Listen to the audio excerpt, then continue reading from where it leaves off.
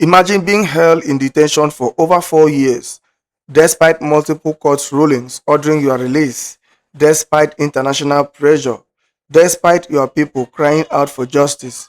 Now, imagine your lawyer standing before the wall and saying, "This is not about law, this is about ethnicity. My client is being punished because he is Igbo." That's exactly what Aloy Ejimakor, the lead counsel to Nnamdi Kanu, is saying, and it is shaking the table of Nigeria's fragile unity. Today on Naija Star News, we are diving deep into this explosive claim. Is Nnamdi Kanu's continued detention truly about justice, or is it about something darker, ethnic bias, political fear, or a broken system? Please stay with me till the end. Kindly like this video and subscribe to Naija Star News so you won't miss what is coming next, because this story has more layers than many people realize. Let's start with the basics. Who is Nnamdi Kanu? Why is he in detention? And what is the latest? Nnamdi Kanu is the leader of the indigenous people of Biafra, IPOB, a separatist group that has been pushing for the independence of the southeast region of Nigeria. To his supporters, he is a freedom fighter. To Nigerian government, he is a threat to national security. In 2015, Kanu was arrested and charged with treasonable felony. He was granted bail in 2017 but fled the country after a military raid on his home in Abia State. Then, in 2021, he was captured in Kenya under controversial circumstances and brought back to Nigeria. Since then, he has been in DSS custody despite multiple court rulings ordering his release.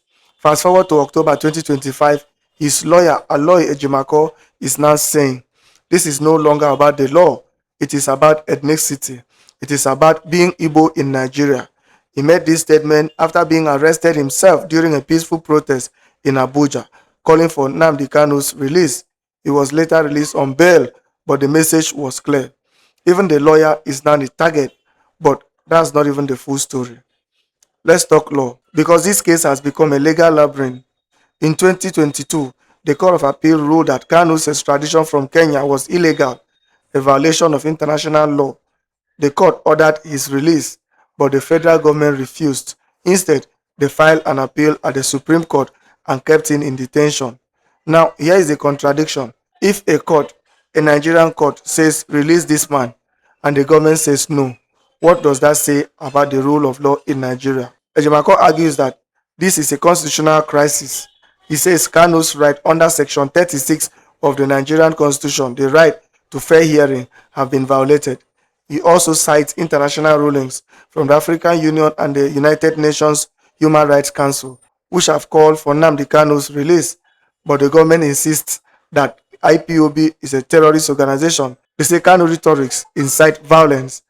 They say releasing him will embolden secessionists. So we are stuck in a legal deadlock. One side says justice, the other side says security. But what if there is more to it? Now, let's address the elephant in the room, ethnicity. Ejimakor's claim is bold. He says if Kanu were from another region, say the north or the southwest, he would not be treated this way. And honestly, many Nigerians agree. Let's be real. You've seen bandits in the north who have killed hundreds, even attacked military bases, and yet some of them are granted amnesty. We have seen Boko Haram commanders rehabilitated and integrated into society. But an Igbo man calling for a referendum, he is locked up for years. Is it fair? Is it equal justice? This is why many in the southeast feel marginalized. They see Kanu's case as a symbol of how the Igbo people are treated in Nigeria, not just politically, but emotionally, historically, and systematically. And this isn't new. From the Biafran War to the abandoned property saga, from the lack of federal appointments to the exclusion from national politics, the Igbo question has never truly been answered. So when Ejimakor says this is about Igbo, he's not just talking about Kanu, he's talking about a deeper pain. Let's talk about how Nigerians and the world are reacting. On social media, the Free Nnamdi Kanu now hashtag is trending again. Many Nigerians, even those who don't support IPOB, are saying this is no longer about secession. This is about human rights. Civil society groups like SERAP and Amnesty International have condemned have condemned have condemned the government's actions. The African Union has reportedly raised concerns, and the United Nations Working Group on Arbitrary Detention has called Kanu's detention unlawful. Even within Nigeria, voices are rising. Former Anambra State Governor Peter Obi has called for dialogue. Ohaneze Ndigbo, the apex Igbo socio-cultural group, has warned that continued detention will destabilize the region, but the government remains silent. No press conference, no explanation, just silence. And that silence is loud. So, what does all this mean for Nigeria? Let's be honest, my people. This is bigger than Nnamdi Kanu. This is about the soul of our country. Can we truly say we are one Nigeria when justice depends on where you come from? Can we build a nation when some feel like second-class citizens? This case is testing our democracy. It is testing our constitution. It is testing our conscience. Because if the law no longer protects everyone equally, if peaceful protest leads to arrest, if court orders are ignored, then what message are we sending to the next generation? Are we saying that justice is selective, that ethnicity determines your fate, or are we ready to confront our past, heal our wounds, and build a better Nigeria?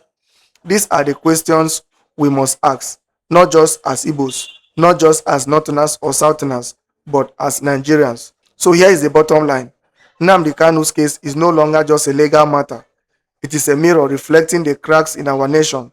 And Aloy Ejimakor's claim that his client is being punished for being Igbo forces us to confront uncomfortable truth.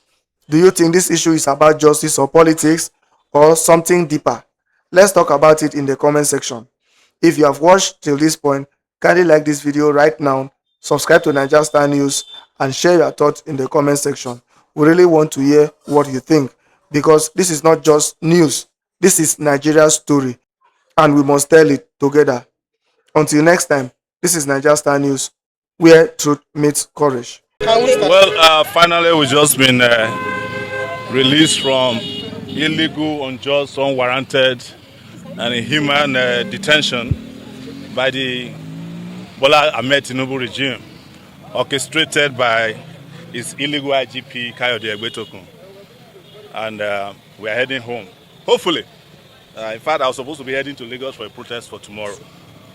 But we are still checking on the flight, if there's any flight tonight. Have you seen the warning from the Lagos State government? You know, they can warn themselves, they can't warn me.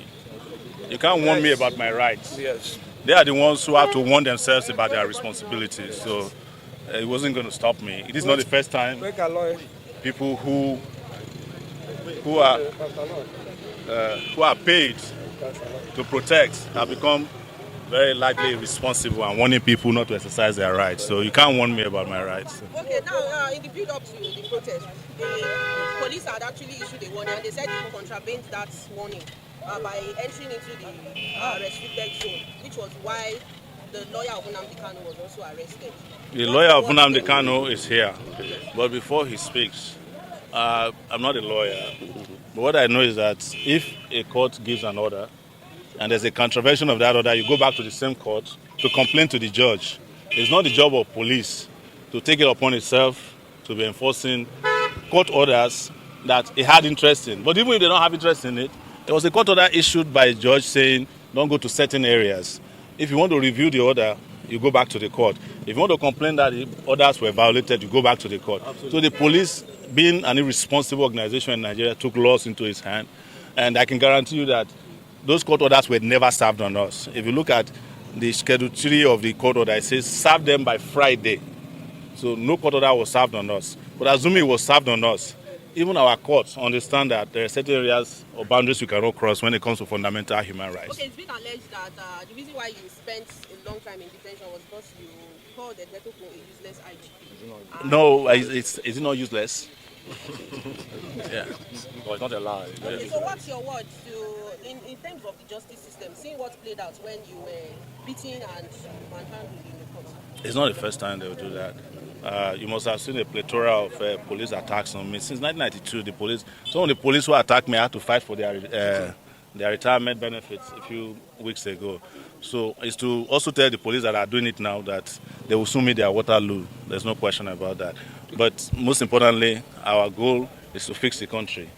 We can't be going after small issues, including individuals. The country we want to fix, that's what is on our plate, not this individual police. I cannot be banding words, for instance, with the police PRO, who I know doesn't know his left from his right.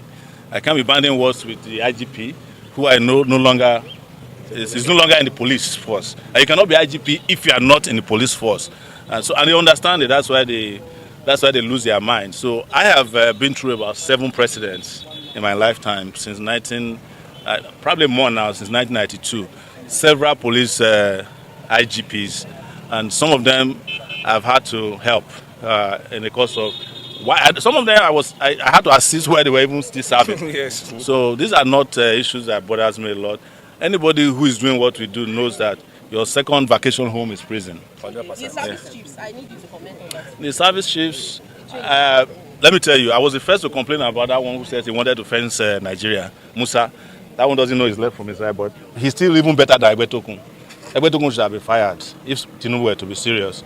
But, I'm not an advisor to the president, and I particularly don't care what Tinubu does with his illegitimate regime, honestly. So Barrister Aloy, please, we would like you to share your experience, considering the fact that we're actually living in denial, thinking you'll be released on the day you were arrested.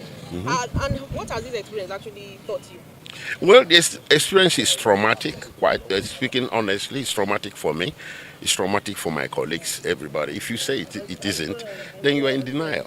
Traumatic in the sense of the manner of the arrest. It was very brutal, too confrontational. People who were cooperating with the police were being shoved around, being beaten up.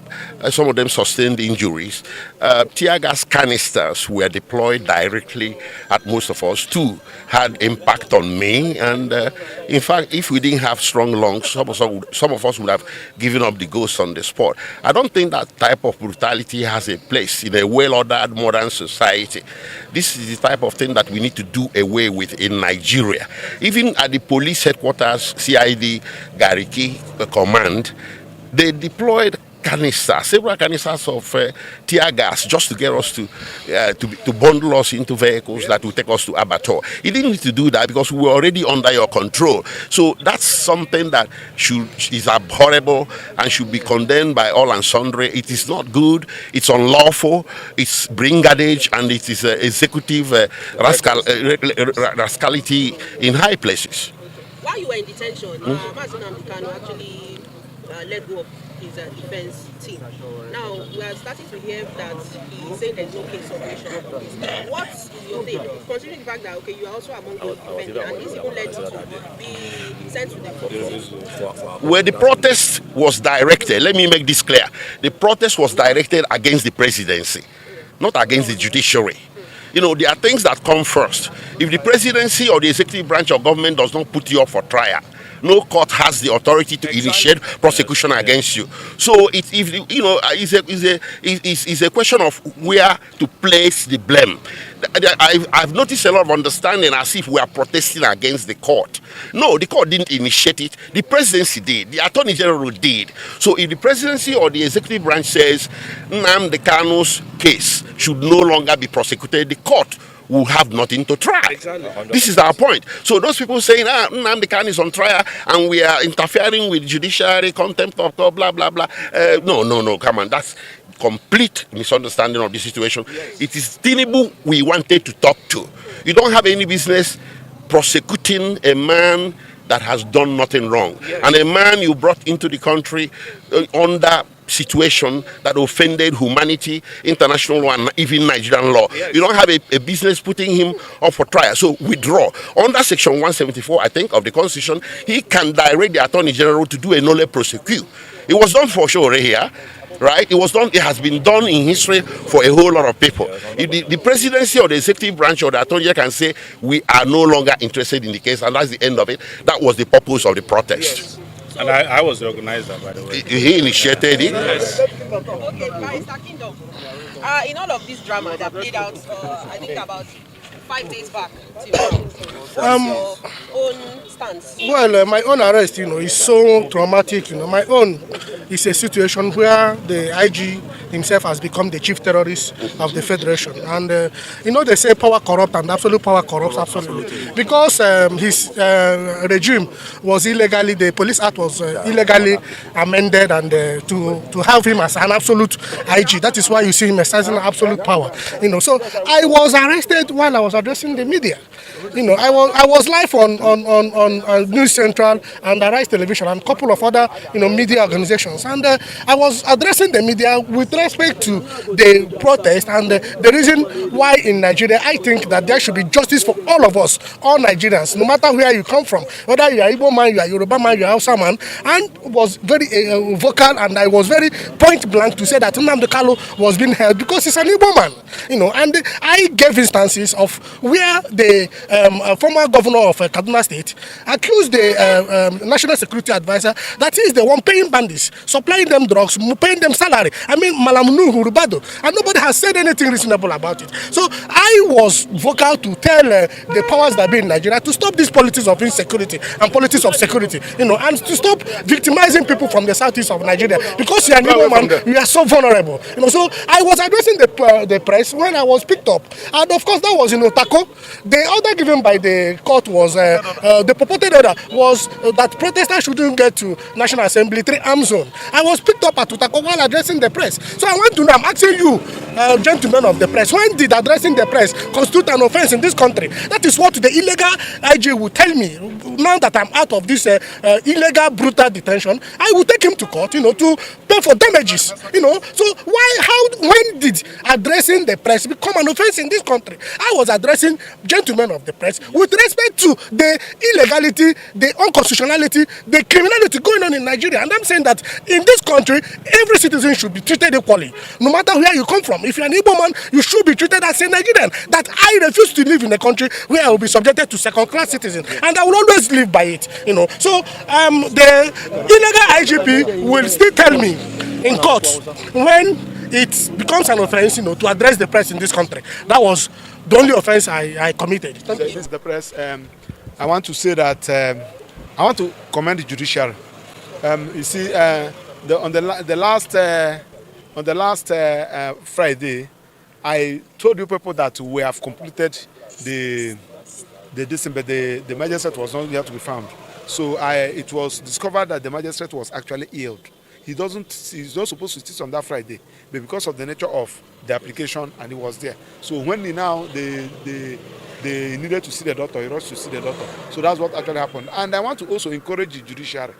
Please, you people should continue to be independent. Just like as we witnessed, all their effort to make sure that the magistrate did not take the application for bail. He resisted it. That is what we are asking judiciary to be doing.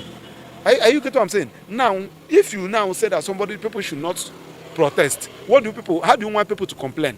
Because protest is complain. And when people are protesting, I continue to say it, they are helping the government. When people are protesting, they are helping the government. It is helping the government to know that this is what we are supposed to do that we are not doing. And I also want to encourage the judiciary to do more, and also advise Nigerian police. Please, men, officers and men, most of police officers today are dying. Their children are useless because of what they committed when they're in active service. Don't allow people to be laying curses on you. You cannot just tear gas somebody that never committed anything against you. You cannot go and tear gas an old man and you want to be old. You cannot go and tear gas some persons and you have children. God will not allow your children to be useful to you. God will raise untimely death against them. Don't do that. Look at how people are crying because of you, Nigerian police. Even when they ask you to go and commit evil, must you do it? Tell them that you're not doing it. Even if when they ask you to do it, when they say go and throw in tear gas, can't you say no? You have the right to say no, I won't throw the tear gas. Highest they will do, they will discipline you. So please, I want to encourage Mr. President. You are the father of the nation. Your wife is the mother of the nation. You should be able to do the right thing. Irrespective of the fact that yes, we are challenging. We may not support you, but when you are doing well, people will support you. You earn respect. So when people are not happy with you, if you like, use all the whole ammunitions in the United Nations. they will continue to agitate, they will continue to complain. So once again, I want to thank also the prison warders. They did a very good work. So and what is the outcome of your meeting with Nnamdi Kanu in DSS facility? Yes, Nnamdi Kanu, I went to see him. That was on Saturday. So he told me how he was attacked by the DSSS operative. I am saying I don't know what happened in court today, because you can see that since morning we have been here. So and I asked him that he should draw attention of the court, let the court know what happened, so that the court will see the reason why we are saying that you should be sent to a correctional center. Because that's what they said, okay, how have you been preparing for your defense? He said that he has not even been able to, because he is not in the right frame of mind. And moreover, that place is being bugged. There are some things that he needed to do. Even the consultant, the people that he consulted, he's not doing anything. So that is just the position with respect to Nnamdi Kanu. But I will see him tomorrow, being 28 on Tuesday. Okay. I will see him. What next? This protest has ended and it has led to arrest and bail and all. No, we are of course, you cannot. Where there is a wrong, there is a remedy. Like all the people that the police violated their right, they are going to file action against the police. Of course, this one is the criminal aspect of it. They have adjourned the matter till 15th day of December. Am I right? For hearing. So that does not mean that those people that violated their rights, they are going to take you on. Yeah. You are going to you say that you have an order restraining them from protesting in the central area, but you pick them at Otaku. I don't say what is the business that has to do with the central area and Otaku? What does you using the live bullet? What does that supposed to mean? Throwing tear gas. You can see the other guy that was the injured. Are you know what I'm saying? Somebody with that is armless, that is not violent. So it's very unfortunate. So that is it. It's my pleasure.